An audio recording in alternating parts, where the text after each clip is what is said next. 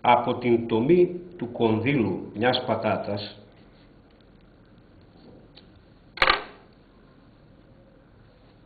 ξύνουμε με το ξηραφάκι λίγο υλικό.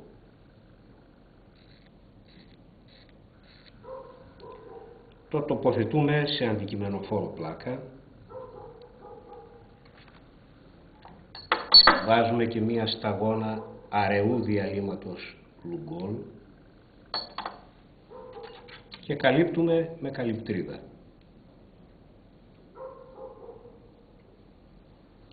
Στο παρασκεύασμα αυτό θα παρατηρήσουμε αποκλειστικά τους αμυλόκοκκους της πατάτας, γιατί τα κύτταρα του κονδύλου λειτουργούν αποκλειστικά ως αποθήκες αμύλου.